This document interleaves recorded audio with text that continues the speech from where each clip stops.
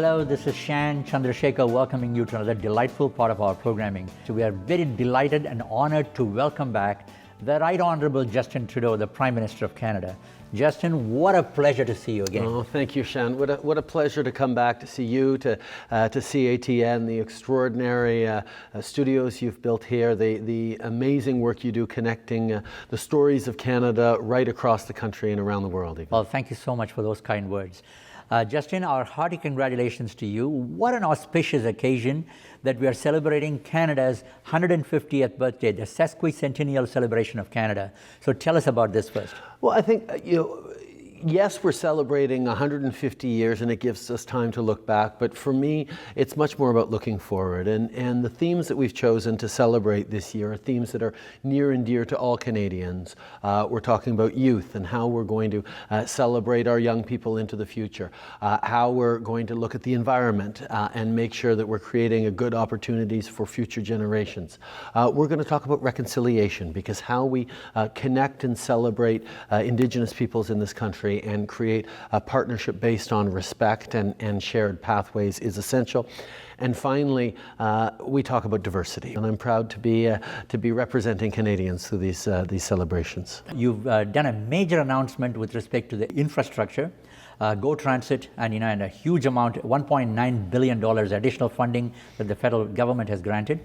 And recently, you've also just announced a $7 billion addition to the child care fund over a 10-year period. Yes, I mean, we got elected a year and a half ago, thanks to support from so many Canadians, on a vision that we needed to help ordinary Canadians and grow the economy in ways that worked for them. And what we understood from talking to so many people is people need help in different ways. This year, we're really emphasizing infrastructure investments that are going to, yes, create good jobs now as we build new GO train lines, as we invest in better rapid bus service, as we build more social housing and affordable housing. But there are also things that are going to benefit Canadians for decades to come, with greater opportunities, greater productivity, greater success. These are the kinds of things we know we need to create a more successful economy. So we're now very focused on putting those investments to work for Canadians and targeting the people who actually need the help. You mentioned the child care announcement. This was a promise that we've long made to make sure that the federal government would re-engage in child care.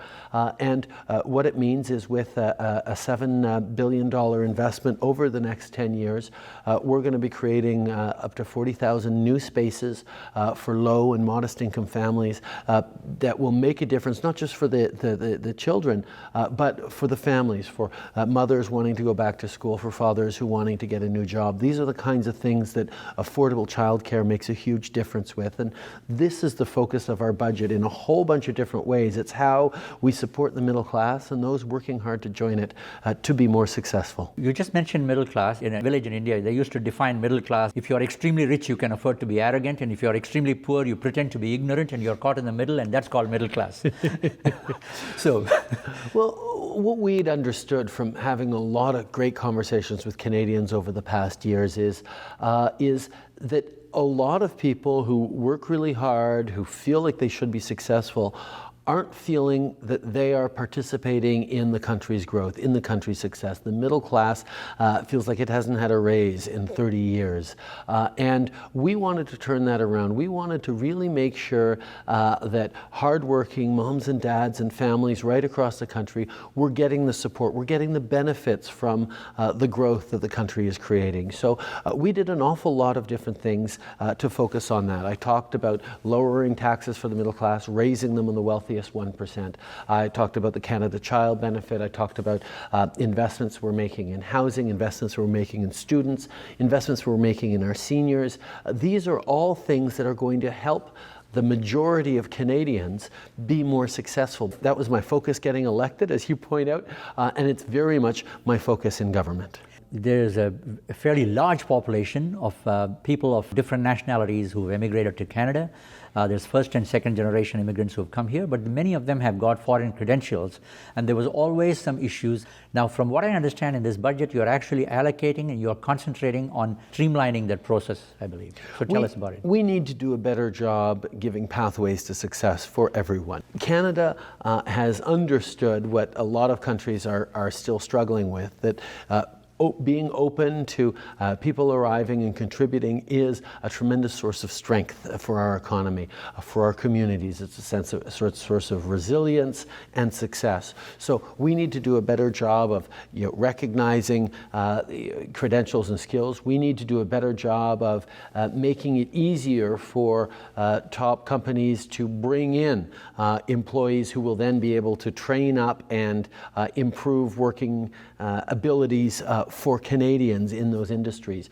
We have to show at the same time as the rest of the world is closing inwards and creating barriers and protectionism, the Canadians understand that being open to the world, drawing in the best and the brightest, and giving them opportunities to succeed as Canadians, not as immigrants, is absolutely essential. And we're going to continue to work very, very hard on that. You've also put quite a bit of emphasis on the preparation for the digital economy. Please elaborate on that. Well, we recognize that there's massive amounts of disruption going on in the economy, with automation, with advances in computer programs, with the new technologies that are coming into the workforce. It leaves a lot of people very worried that either they're going to need to change fields, or they need to get new skills so they can continue in their same job, or they have to go back to school and pick a totally different career. We want to recognize that we're in a time of transition right now where, yes, encouraging students in K to 12 education to learn more programming and coding is going to be good. Making sure that more university students, particularly women, choose STEM, science, technology, engineering, and math careers, because there's so many good jobs coming in there. But also for people who are already in the workforce, maybe in their 30s or 40s or even 50s, who are looking to retrain, to get new skills, to go back to school part-time or full-time to be able to find a new job in the changing economy. We're making significant supports available to them to do just that. Canadians are forward-thinking, ambitious, incredibly hardworking, and ready to tackle any challenges that the world throws at them. That's why we're focused on giving them the tools to succeed. Stay tuned, there's lots more to come.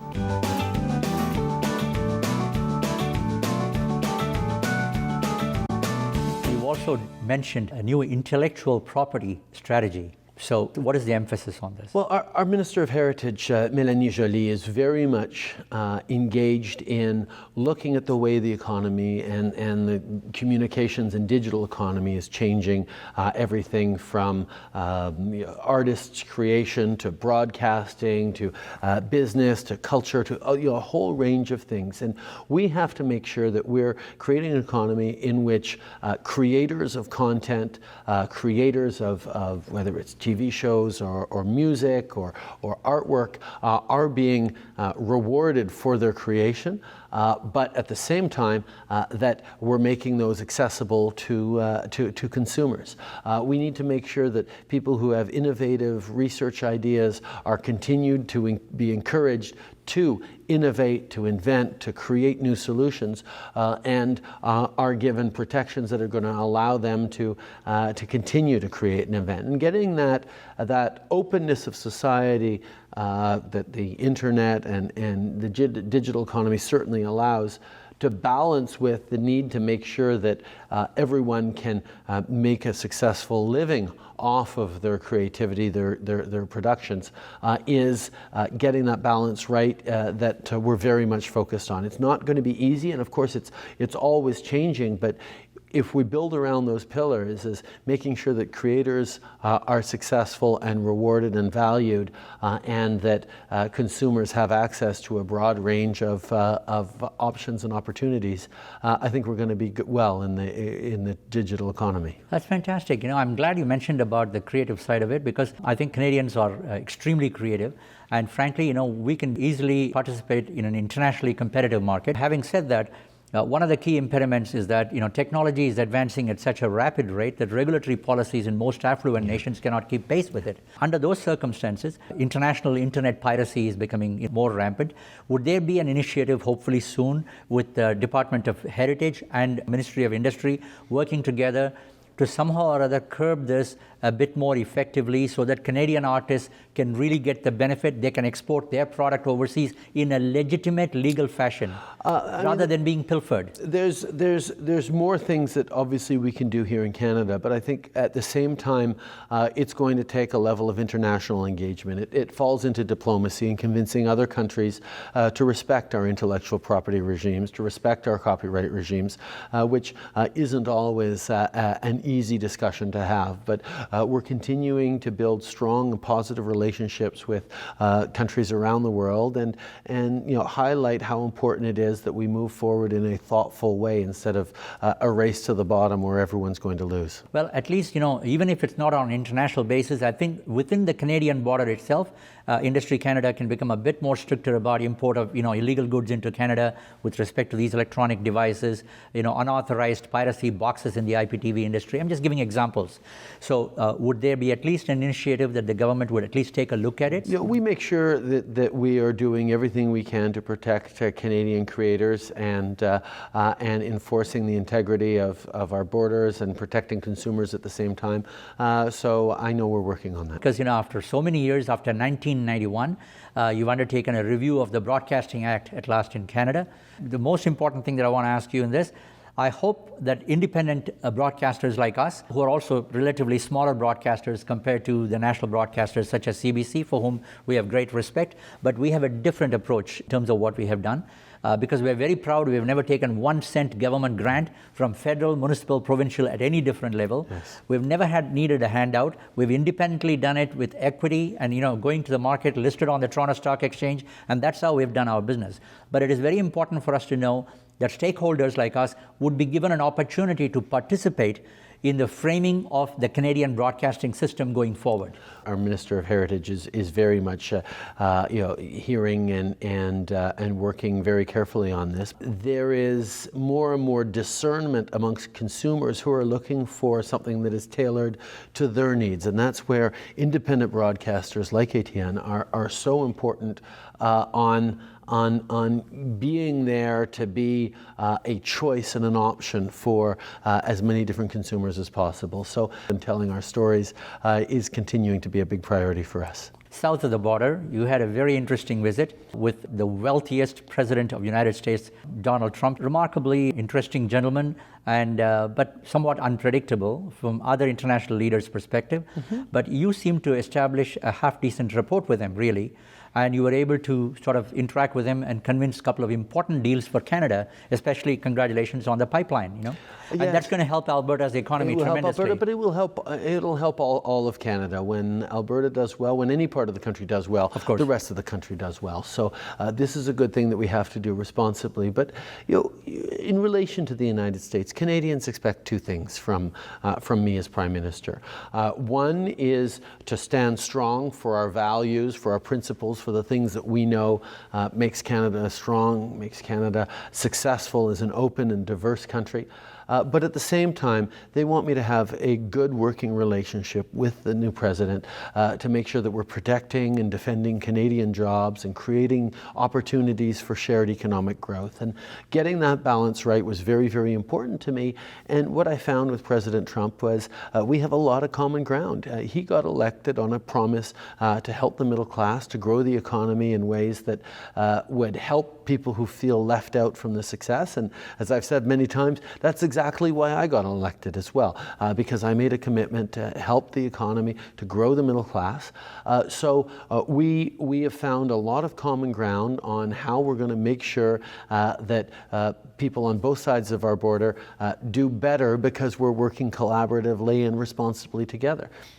You know, any two countries, even ones with a unique and extraordinary friendship like Canada and the United States, will have points of disagreement from time to time. That's perfectly natural. But the real measure of those is not whether they happen, it's how we work together to resolve them. And I can certainly say that we have a very good, positive working relationship with the President and his senior team, and we'll continue to make sure that we're focusing on positive outcomes for Canadians and Americans as we move forward. We'll be back after the break.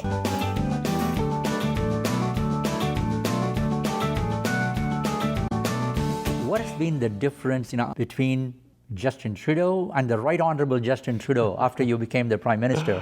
I don't know. You tell me. You've talked with me many, many times over the years. I don't feel there's that much of a difference. You're absolutely the same. It's amazing. You're as friendly and as easy to communicate as ever. No airs about you. I think I've always had a very clear understanding that I was lucky in life to have extraordinary parents, to have gone to great schools, to have many opportunities to learn different things, to try different things, to grow in different ways.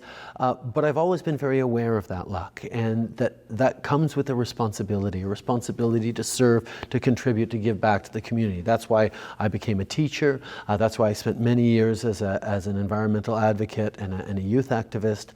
These are the kinds of things that I felt I could make a positive difference in.